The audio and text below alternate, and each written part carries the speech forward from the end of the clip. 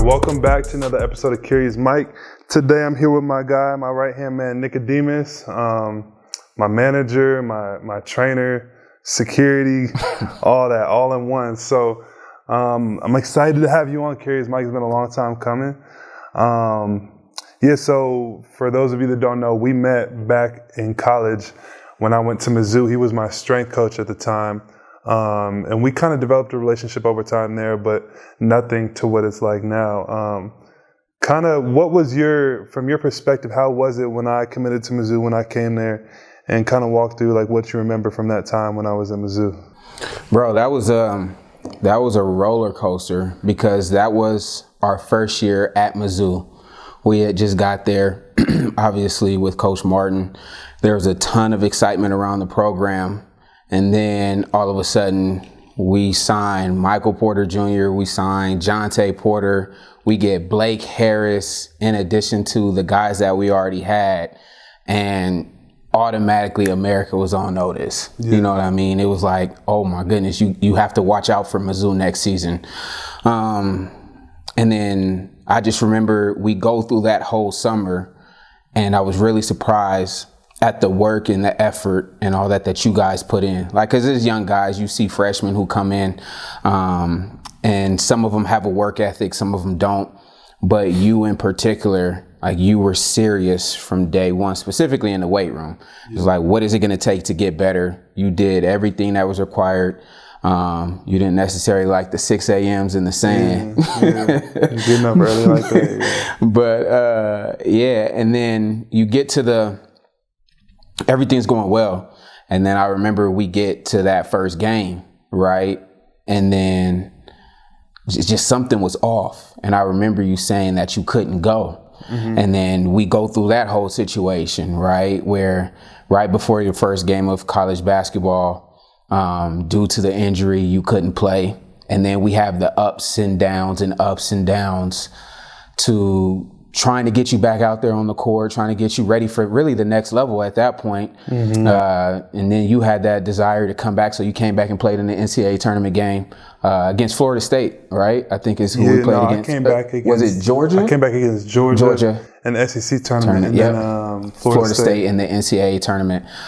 So there were a lot of ups and downs in between, but through that whole process, you and I formed a really good relationship, and we stayed in contact and kept working together after your time, after you left to go to the NBA, and then here we are now. Yeah. So going back to that time, you being a young strength coach, you were like boys with a lot of the players. You know, you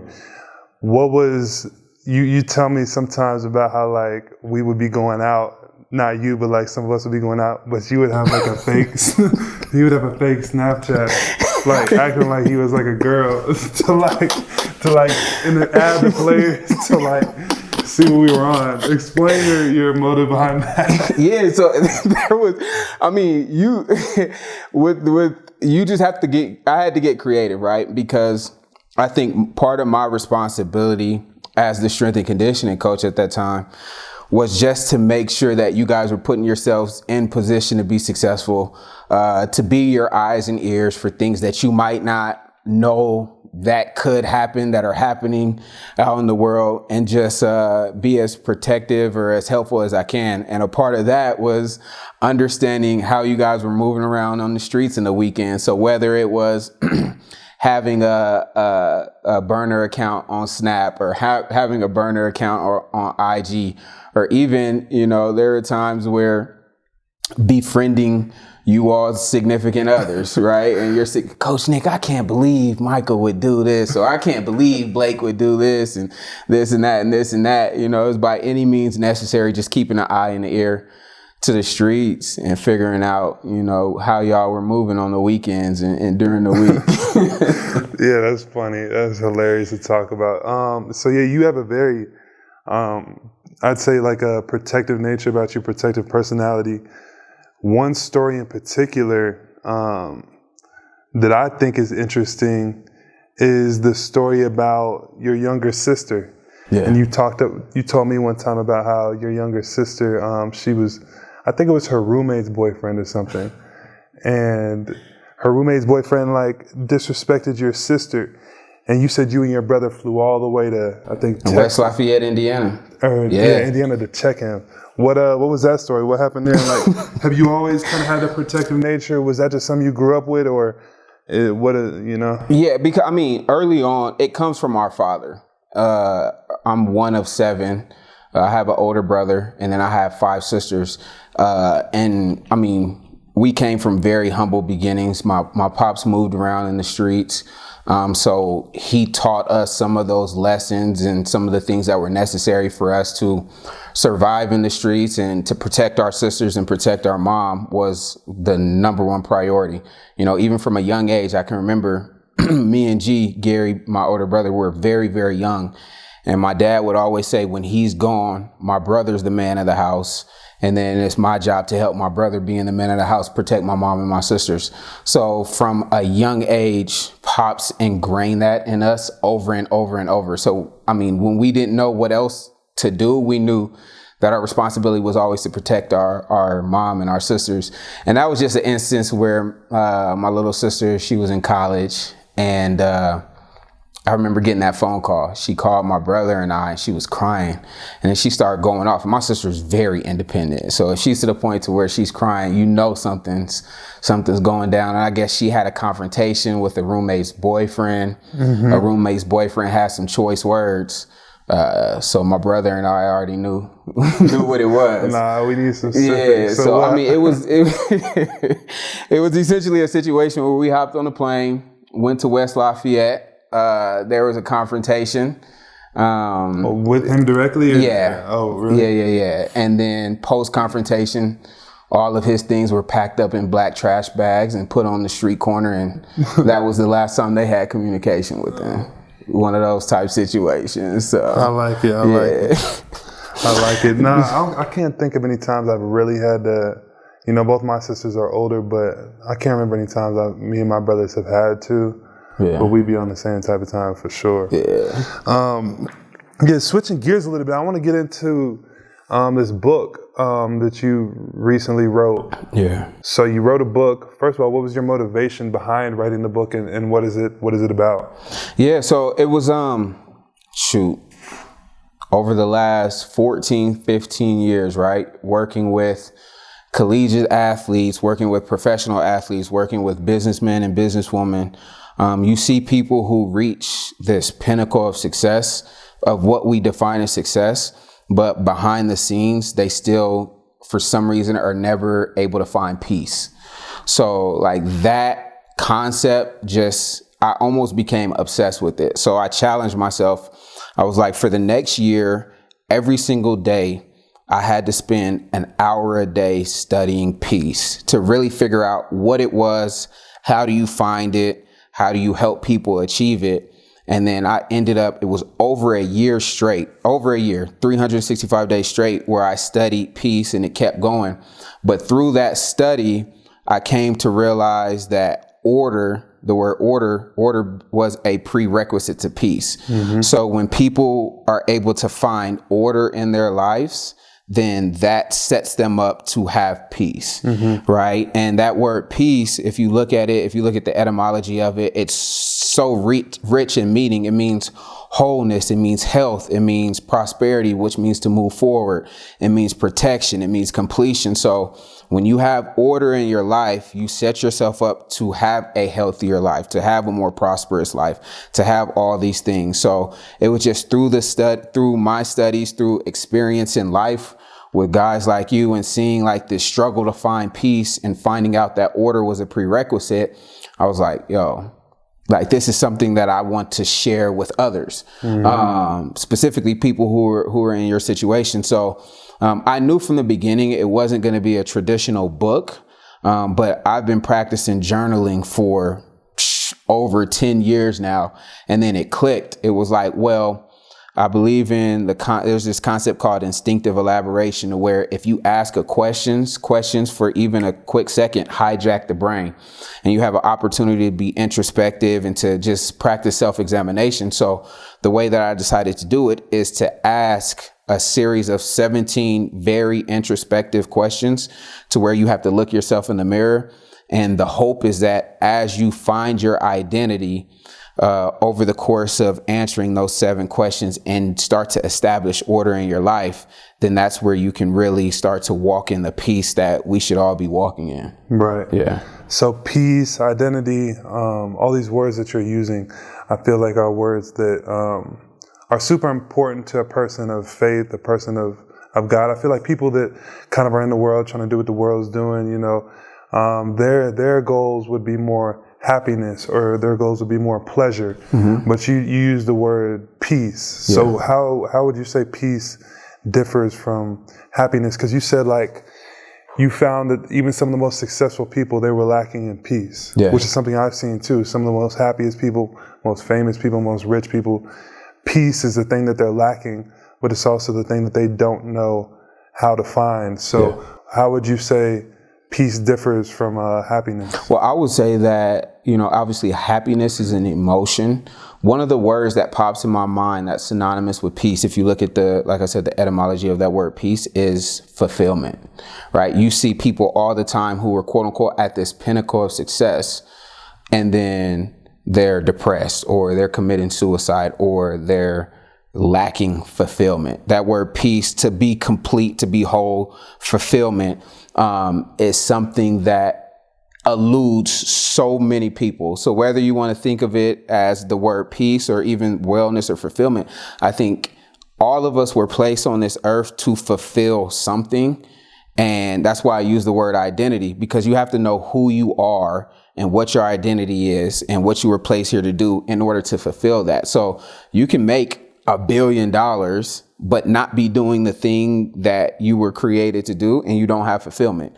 You can be the best CEO, but at home, your life is in turmoil, right? Because you focus so much on the professional accolades that you forgot that you had a wife and kids at home. You know, it's interesting you asked that question. I saw a quote the other day.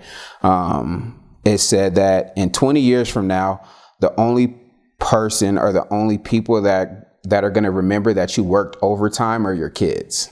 And that hit me differently, right? Because I see it all the time. These people who grind. They work, and they find something. What I think they do is they reach an achievement. It's not success, because success can't just be external. It can't just be money. There's 2 parts to success. There's the internal part and the external part.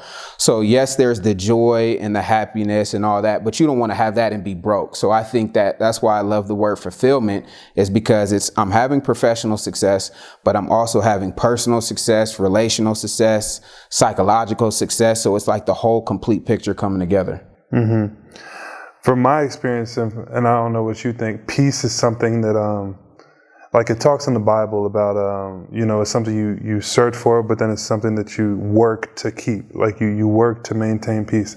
So it's something that can come and go. Yeah. What are the main ways? I mean, you talk about order, but what are the practical ways you think that you can maintain peace? Do you think it's the routine, it's the habits, or it's waking up early? What do you think, if you had to give a few practical ways where you can maintain peace regardless of the ups and downs of life? Number 1, find your identity. I think that everything that is set apart or set aside for you is in your identity, because when you find out who you are, then you'll find out why you're here. And then that's where you start to prioritize your time and your effort towards that. Right. So I think finding your identity is so important. I think we're suffering from an identity crisis in the world because everybody is putting on these false identities, especially guys like you. You know, you have fans telling you this is who you're supposed to be. You have friends telling you this is who you're supposed to be. You have an organization telling you this is who you're supposed to be. You have a family telling you this is who you're supposed to be. But it's like, at what point do you actually find that identity? Me being a believer, you know, I believe that we get our identity from God. I believe in this concept of original intent, where it's like He originally intended for us to be something, to do something, to expand His kingdom on earth. So I think that everything starts with finding the right identity. I think the second thing is making sure that you have the right influences around you, because who you're with and who you're around will significantly impact the decisions you make. Interesting thing about that, I had a conversation probably about a year ago with a guy by the name of Moran Cerf. He's a Dr. Moran Cerf. He's a world-renowned neuroscientist. And I was actually listening to the playback of our conversation this morning. And one of the things that he talked about, his big thing is human behavior and changing human behavior. And he said that one of the biggest things that you can do to impact human behavior is this concept of proximity, right? He said that the brain actually has the ability to learn through osmosis. So the example he gave me, he was like, if you want to be a better comedian, you can go read a book about 1,000 jokes, or you can go spend time with a comedian. And if you go spend time with the comedian, because you're in proximity to them, you'll learn how to be a comedian. So I think identity, I think influence, I think instructions I'm big. So instructions for me are just like those habits and those principles and those things that we live by that guide us. You know me, I'm big on habits. I'm big on discipline. So I think that making sure that you're following some type of principles and you're willing to stick to those principles, I think that those things lead to peace. And then there's a scripture in the Bible that also says wisdom's paths are peace. So when you practice wisdom, then that path leads to peace. So I think that it's important that you're following the right instructions and your principles, and you're applying those principles. And when you apply them, you'll have peace. So identity, influence, and instructions. Yeah, I mean, I think in my life, when I've applied those things, sometimes better, sometimes worse, but when I'm doing them consistently, that's when I have most peace, regardless of the good games, the bad games.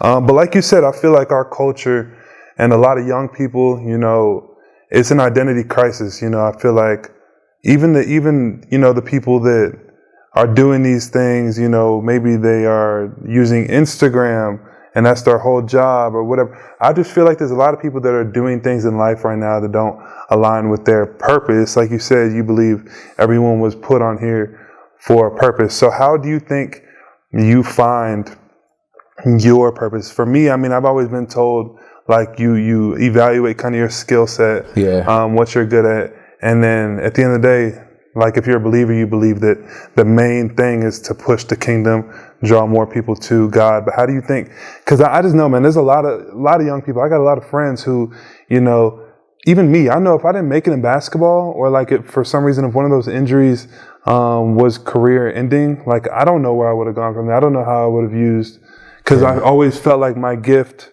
was basketball. So even talking to the people who or they grew up doing one thing and then they didn't make it to where they wanted to, and now they're having to shift their whole life. Like, how do you find your purpose? Because I just feel like, man, a lot of people are walking around here doing things they don't want to do. They have jobs they don't want to have. And I mean, that's a depressing thought. I'm glad, basketball worked out for me, but it could have easily not. So how do you find your what you're placed on earth for? Yeah, so that reminds me of I was watching an interview. This is probably some years ago. And it was Virgil Abloh, who before his passing, he was at one of the Ivy League schools and he was doing an interview. And somehow they got on the topic of purpose, and he had said it so clearly in a way that stuck with me. And he said, find your through line. So what essentially your through line is you look over the course of your life and there's this string of something that you just couldn't shake, right? And in looking at that through line, you'll find purpose.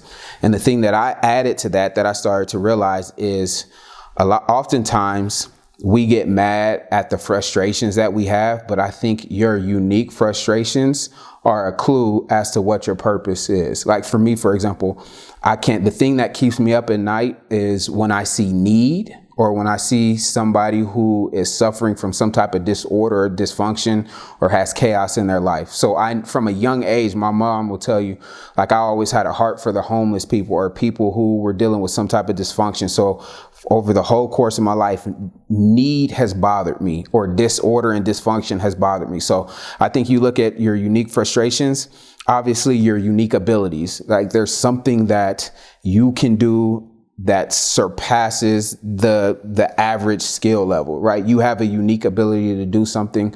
I think I heard an acronym before for finding your purpose. It's called SHAPE. So you look at your spiritual gifts, right? You look at your heart, the unique passions that you have. You look at your unique abilities and your attitudes. P stands for personality. I think that each of us have some unique aspects to our personality that make us who we are. If I'm giving an example for myself, very introverted, prefer to be behind the camera, behind the scenes and all that. Why is that important for my purpose? Is because it was my introvertedness that pushed me to be okay with, instead of moving around this way or that way, just be at the crib studying. Mm-hmm. Right. And soaking in this information and learning how to apply this information so that I can help young guys like you. So I think that and then E is experiences. So you look at the unique experiences that you've had over the course of your life. And if you look at all those, your personality, unique abilities, unique frustrations, unique experiences, and even educationally, the things that you just have a knack for doing. If you look at all those are all clues that point towards why you're here. And I think most importantly is with regards to the identity crisis, is you have to connect to the right source.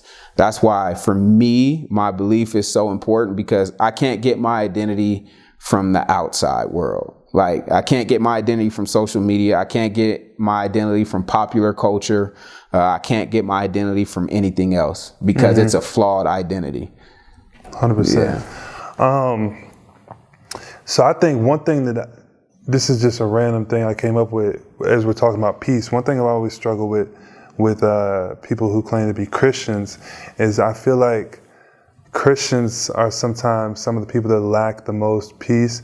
And I look at, other religious people around the world, or, some of these people practicing this new age spirituality, or, the people that, even sometimes atheists. And I look at them and I'm like, man, they're sometimes appear to be more peaceful than Christians. And I think, correct me if I'm wrong, I think it might be because of the when you do accept God and you accept Christ into your life, there will be a pull. It'll be the spirit versus the flesh. And you kind of got to pick one. Like, that's why it says, like, if you're a lukewarm Christian, that's the most miserable place to be, because you'll be lacking so much peace because you're getting pulled in two different directions. So I think in our world now today, I feel like part of the reason, Christians in general lack so much peace is they're lukewarm. They don't, and I'm talking to myself as well, they didn't go fully in committing to God and his ways and his principles and what the Bible says is right.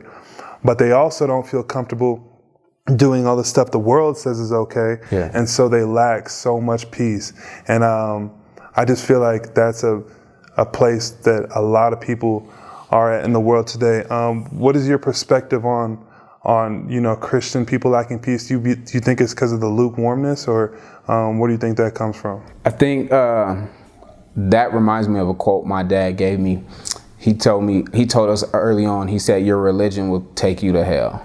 Mm-hmm. So he taught us early on that obviously we are Christians and that's our faith.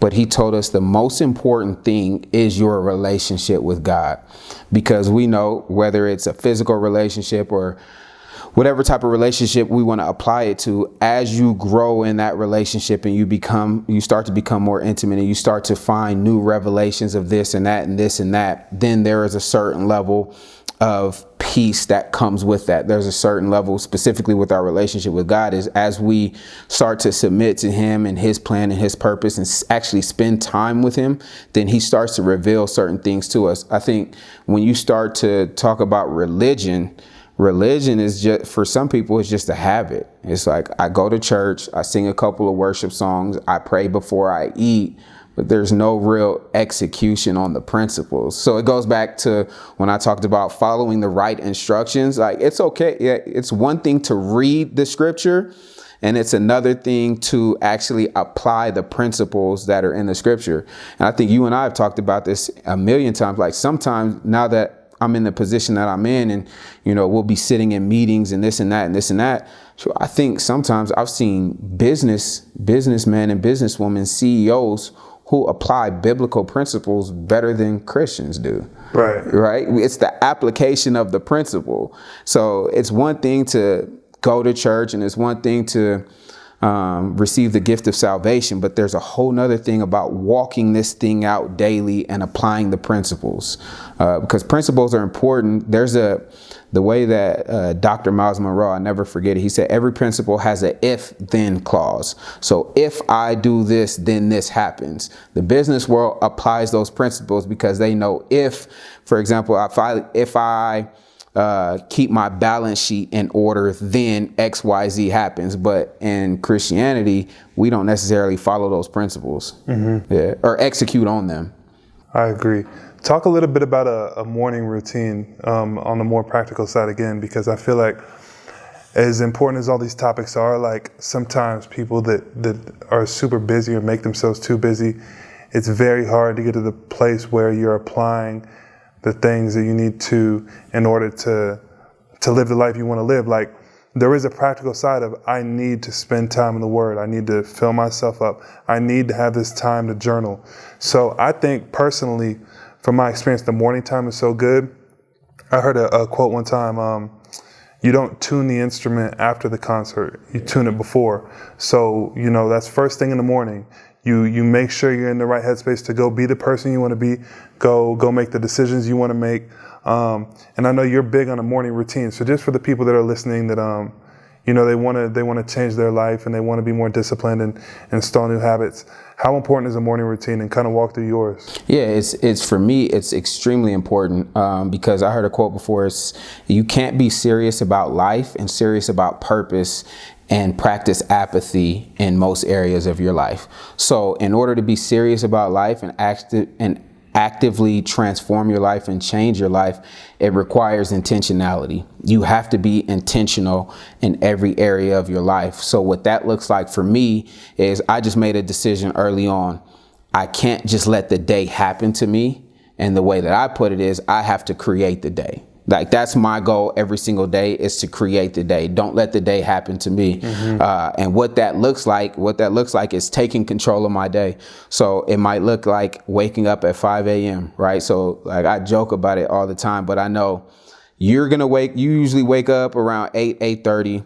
My Nicodemus usually wakes up about 7:30. So I know I need to get everything done before then so that I can be completely available for Nicodemus, be completely available for you, and completely available for any other thing that I need to take care of that day. So that requires me to wake up first thing in the morning. What I do is now I go get in the cold plunge. So first things first, wake up, go straight to the cold plunge, 3 minutes, right? That's going to do a million different things, but the biggest thing for me, strengthens my immune system, helps with mental clarity first thing in the morning, resets my circadian rhythm so that I get better sleep at night. So I start there, it wakes me up, and then I'll do red light therapy for about 10 minutes. But I'm big on stacking habits because there's a million habits that you can practice. But for me, it's like, which ones can I stack? So while I'm doing 10 minutes of red light therapy, I'll either play worship music, or that's my 10 minutes of uninterrupted prayer. Because I think in order for me to maintain my identity, I have to connect to my source, right? So like, just like we wouldn't go on a road trip and leave our charger at home, I have to get charged up first thing every morning. You and I have talked about that from a discipline standpoint. Sometimes you've asked me like, how do you stay so disciplined and not do this and not do that? And I tell you, I'm just like everybody else. I just make sure that I connect to the source first thing in the morning so that I have the right perspective and I know I need to get connected to the source. So it's one day to the next. So cold plunge, red light therapy with prayer and worship, and then start knocking off stuff off my to-do list. And then once Nicodemus wakes up, then that's usually like from 7 to, I drop him off at daycare around 8:30. That is I'm completely, for the most part, unavailable. Like, that's his time. So we'll make breakfast together. We'll sit, like he knows already. We'll watch worship. So we'll listen to one worship song and then we'll do one educational activity. Like for him right now, he's learning Spanish. So we'll watch like 30 minutes of Spanish while he's eating, but we'll make breakfast together. And then after that, throughout the day, I set aside time for working out and professional development and all that. But that morning routine of getting the code, red light therapy, prayer and worship, and then sunlight exposure. So then I walk out before he wakes up, if the sun is out, 10 minutes in the sun, and that's my time of gratitude. So I've knocked out mind, body, and spirit together, and it takes about 30 to 45 minutes.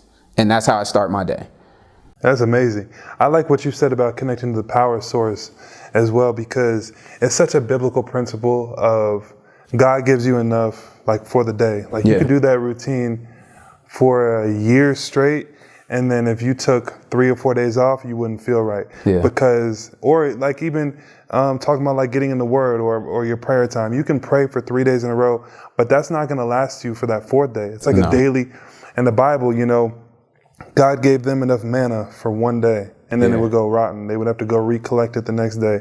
I forget which guy it was, but he would go into prayer 3 times a day to reconnect, to refill himself up. So it's not like, it's a daily walk and it's a daily habit. And sometimes for me, and I think a lot of other people, it's like, you know, you might be doing so good in how you want to be and what you want to do for a week straight, but it's like a cycle. You go through these ups and downs of you do good, then you don't do good. Then you crawl out of it and you do good, and then you don't do good. And I think that's that chaos in your life. If you can create the order, then you'll see like the consistency and who you want to be. And I just think that I've seen it so much in my life, because I hate the cycle, because I feel like a lot of people feel helpless when they're doing good or they're being who they want to be for a couple weeks, and then, man, they have a bad 3 or 4 days, and then they start binging on something for a few days, and they crawl out of it. You know what I mean? That's like the worst place to be in. It's hard. Another part of that word order, from the etymology of it, is prioritization, and that's why I do that. I do the first things first. Journaling is a part of my morning routine, obviously, as well. And I know you're big on journaling, but it's like I have to do the first things first. I have to set something as a priority, and then everything else falls in line. So for me, like I said, it's connecting to God, it's spending time in worship, it's spending time with Nicodemus, it's spending time making sure that I'm taking care of myself so that I can provide the best, whatever it is, to the world. And then along the lines of what you said, like from a biblical perspective, one of the most profound things that I had ever seen in the scripture is that, like, when Jesus started his ministry, we see the story of him being baptized by John the Baptist, and that represents him beginning his ministry. And then that story goes, there's a dove that comes down from heaven, and God says, "This is my son in whom I'm well pleased." So that stuck with me, because I realized that before Jesus took the steps to walk in his ministry, he received affirmation from the Father. And I just took that for me, that if I receive affirmation from God, I never have to function for affirmation from others, period. So it's either we're functioning from a place of affirmation, or you're functioning for affirmation. And that's super hard for y'all. Which is our whole life. I mean, everything. Our whole life, because you just have so much criticism. You have so much, nitpicking on how you played. But everything. I mean, if you're on social media, if you're posting pictures, what is that really for? That's usually for affirmation. For sure. I'd say 99% of people, or maybe probably higher, live from a place of affirmation. That's such an unstable place, because it's like, man, you're at the mercy of other people. Like, if you're an athlete, it's the worst. You got these young dudes. One of my good friends, retiring at such a young age because they feel that pressure, they feel that anxiety, because they're getting their worth. And I feel like that only comes because they're playing for affirmation. They're getting their worth from basketball. And I mean, every athlete struggles with it because it's such high stakes. It feels like the world's on your shoulders sometimes. So many people watch the games, but for guys in our position, that would be a game changer. And then it lets you play more free. It lets you, you're not playing to get the applause from the fans, to get the people commenting on your pictures after your game on Instagram. You're just hooping because you want to hoop, and that's a gift God gave you. And that frees you up to then play better. What I mean? And it gives you a focus for your performance, right? So it's like, I'm not performing for your applause. I'm not performing for your cheers, because I've already been affirmed from the Father. And the way that looks like, I always try to take biblical principles and make it practical. The way that I practice it with Nicodemus, he's only 3 years old. And before, like every day, we'll do one activity when he gets home. Right now, it's basketball or soccer. So before we even start the activity, I tell him I love him and I'm proud of you. I was like, Dad loves you. I'm proud of you, right? So he never has to come to me and ask me if I'm proud of him because of how well he played. Right. So I told myself, like, I have this list in my phone of things that I have to do. And that's one of the things I always affirm him before the activity, even if it's a learning activity, because he's at the age now where he's like, Dad, are you proud of me? And I'll remind him, I said, son, I was proud of you before we even started. Remember, Dad, I told you he loved you? I told you I was proud of you. So now because he's 3 and he's already, Are you proud of me? Dad, give me a high five. I told you that before we started. So you don't ever have to perform for that, because you've already been affirmed before. Right. That's cool. One thing I want to touch on that I think is really unique about you is because you are, and one of the reasons that I, wanted you in my life is because I felt like I always kind of lacked in. I'm disciplined in certain areas, I'm disciplined in the weight room and on the court, things like that, but I'm undisciplined and I'm very unintentional in other areas. And I saw that in you. So you've been like this for a long time, one of the most disciplined people, very habit oriented. You have never had a sip of alcohol and you've never smoked or any of that in your life. Where did that come from, and how do you keep that up? I think you even said you've never even seen pornography before. Yeah. Like how is that possible? Well, younger years, it was a promise that I made to my mom, right? And then you get older, you get past the adolescence, and you have a decision on your own. But talk about, you were in a frat, they have the initiation and stuff like that. How did you stay strong in all of these convictions that you had? And Bro, it's crazy that I don't know. I think it's always been from a young age, my never wanting to disappoint God and my parents. And you know me now, like that might be one of my greatest weaknesses is I don't like disappointing people, right? Mm-hmm. So it's like you'll sacrifice everything for others just so that you don't disappoint them. And then sometimes you can end up losing yourself. That's a whole nother story. But I never wanted to disappoint my parents. I never wanted to disappoint God. I remembered how hard life was early on, and I never wanted to go back to that. And I just associated things like drinking, smoking, getting caught up in this and that and this and that as not leading me in the right direction, right? Because for me, I think discipline is simply like knowing what to say yes to and what to say no to. So I just made a decision early on, like I was going to say yes to, like I knew that I was created to do something special. I didn't know what it was, but I'd always ask myself, like, is this going to get me closer to whatever it is that I'm supposed to do? Or is it going to get me further away? It wasn't hard being in a fraternity, being a part of Phi Beta Sigma on the campus of Baylor University. Like it's not easy, but I did it. I was fortunate though, and that my closest circle of friends to this day, Curtis Opara, Nathaniel Higgins, my brother Gary, for a little while, I had some very, very close friends who they all accepted me for who I was though too. They were always like, nah, Nicodemus doesn't do that. That's not what he does. And they let me be me. I think I told you that. And I realized early on how important having the right people in your ecosystem is, because it was easy because obviously my brother knew what I was all about and we went to Baylor together. So he was right there. But then when you have friends and they also know that's not what Nicodemus is about, because I said it, I made it known early on, and I didn't really have to deal with that peer pressure from them because they knew what it was. So my friends helped me stay consistent because I wasn't getting that 24/7 pressure from them. It was a little bit easier then. I think when I was in college is when Facebook really started getting popping. So I didn't have like the the pressure to be cool on social and to socially do this and that and this and that. But I knew early on. My mom tells me the story all the time. At like 4 years old, I would stand on the table in a restaurant, and my name is Nicodemus, which is the story of Nicodemus going to Jesus by night and Jesus saying, "You must be born again."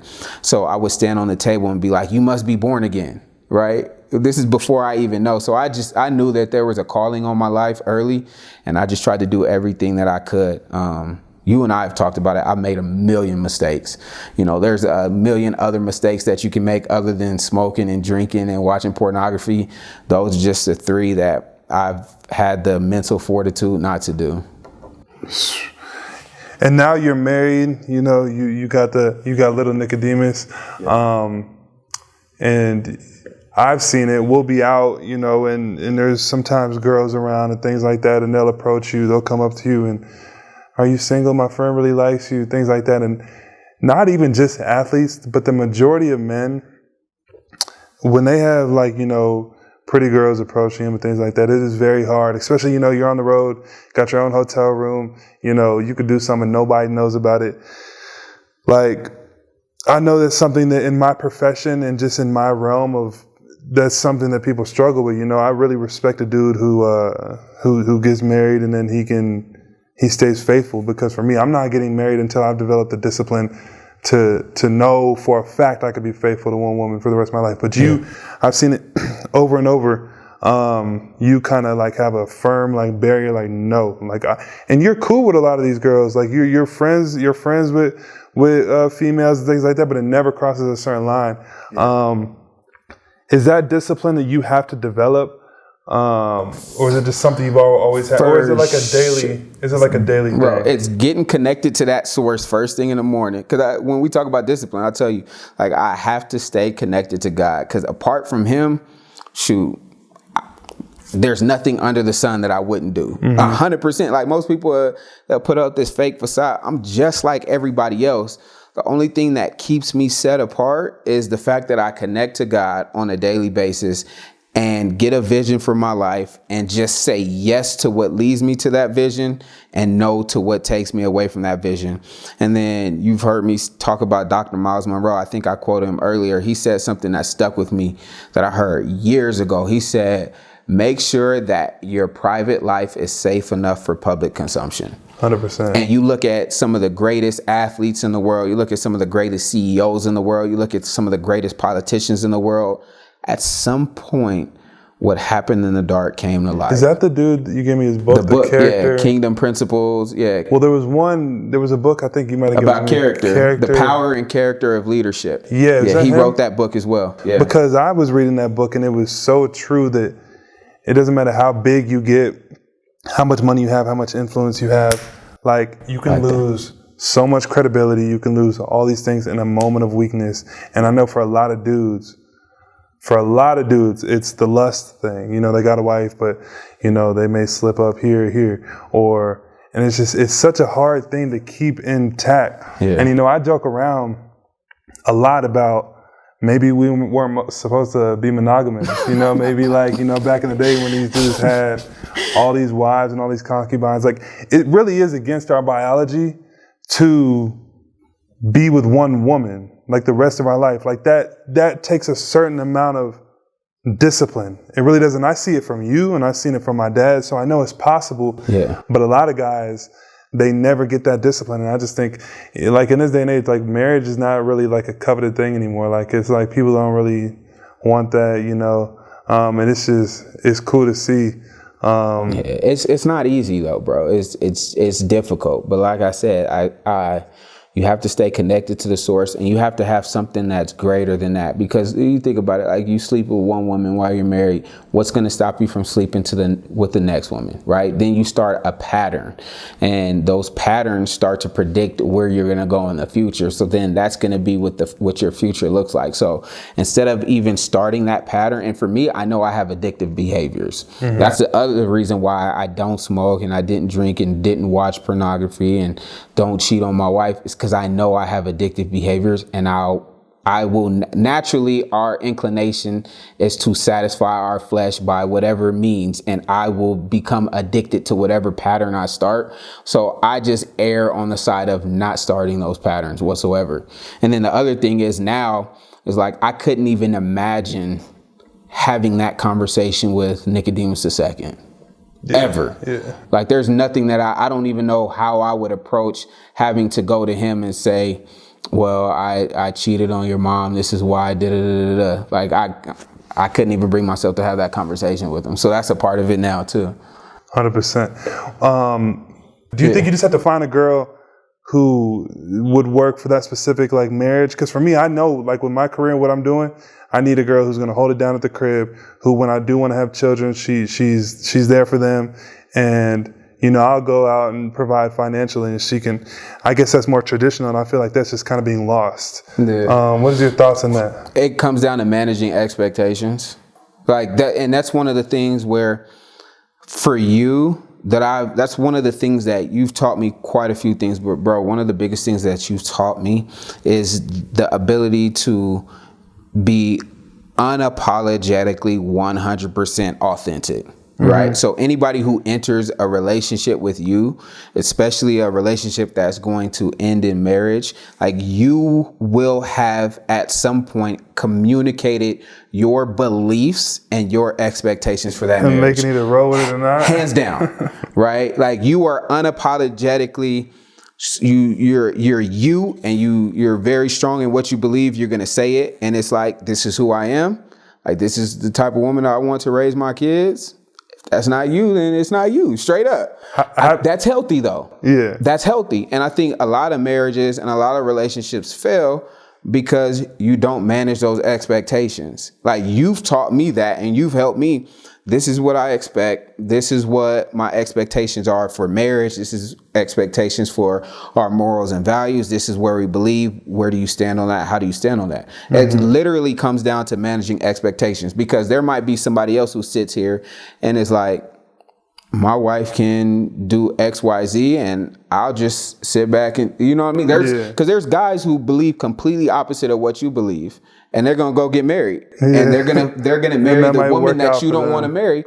But they've managed those expectations. You can't wait till you're married to have those conversations either. Right. That's the one thing I appreciate about you. Like you might go on a date, you might have those first night over pasta. You might air it out night number one. Bro, we've been at business dinners, we've been at every type of dinner, any type of event, and I've seen you air it out to people that were just meeting at the table. But the manager side of me sometimes is like, well, this business deal is over.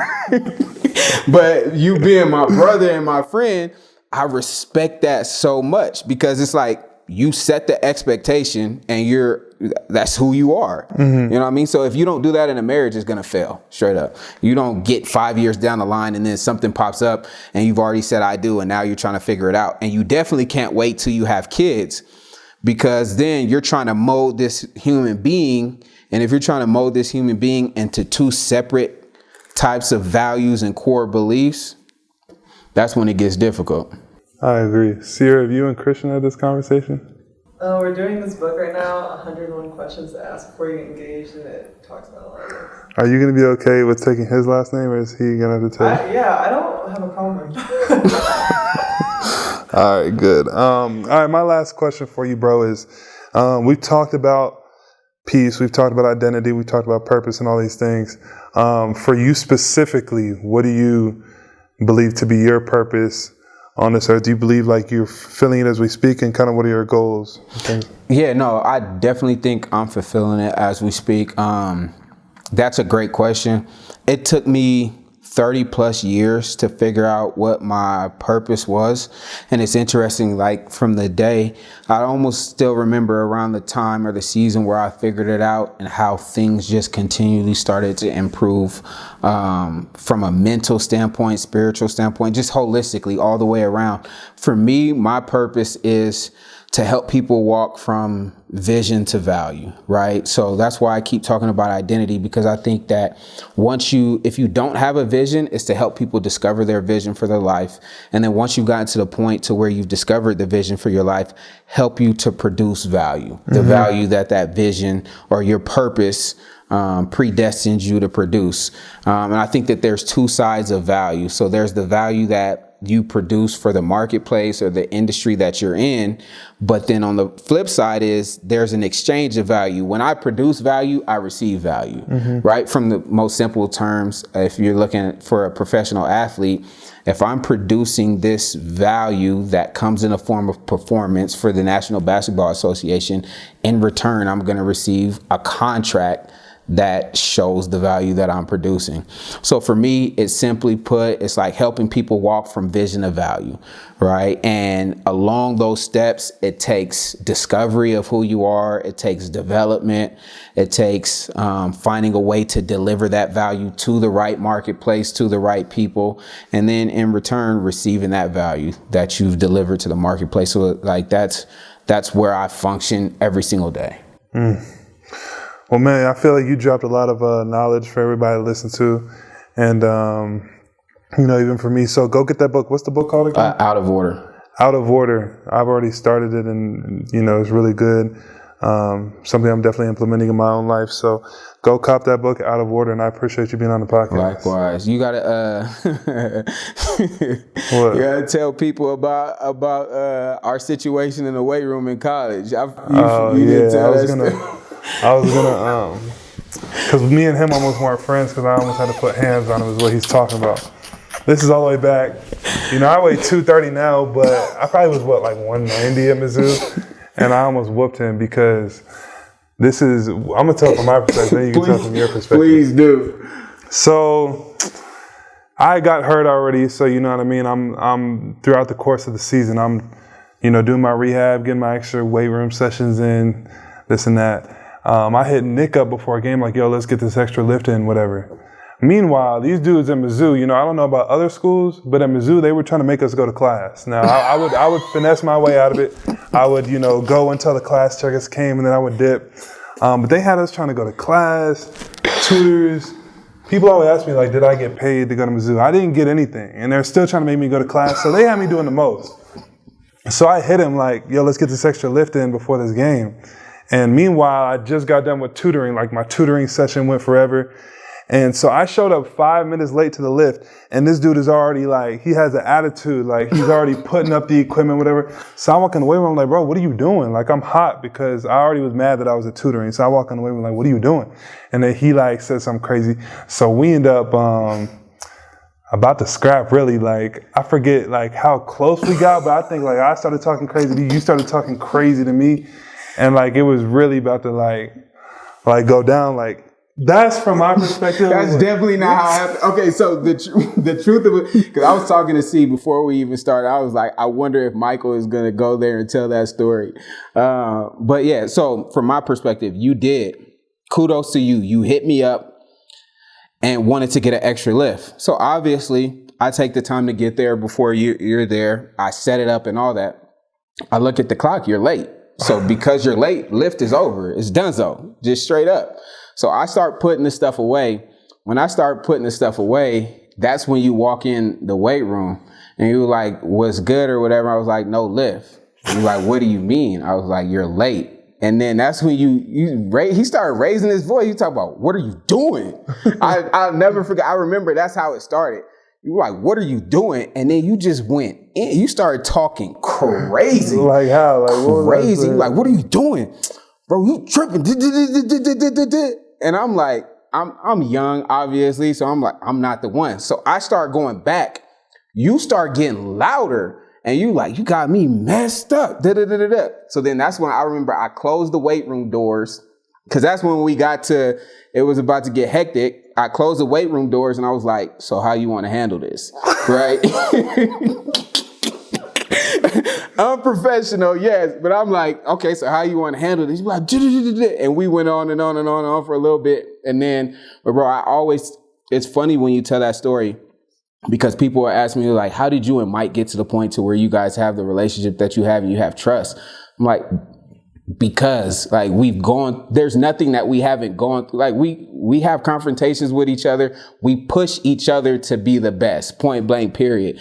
So that's why I know that I can trust him and he knows that we can trust each other. So, bro, with that, yeah, dude lost his mind that day. Oh, well, what are you doing? You got me messed up. Nah, I'm lifting. You're trying to tell me what to do in my weight room. So what would have happened if we got to scrapping, you think? Because at that point, I was pretty strong. I would have dropped you. I would have dropped you. You can ask her, cut the camera. You don't even. I would have dropped it. When I get mad, how strong do I get? You get pretty strong. Like it used to get bad. Yeah, but that doesn't mean that you. I mean, I'm sure we do the boxing and stuff in the off season, so I'm sure your hands are improved. But you would have got dropped. It's cool. Nah, you are pretty brolic. We'll for flash sure. a picture of your size. And I still have his before picture too that we took. I'll send it to you. And let people decide who they think would have won. Yeah. All right, That's funny. Well, I appreciate you, bro. I appreciate you having me on, bro. Yes, sir. The name's MPJ.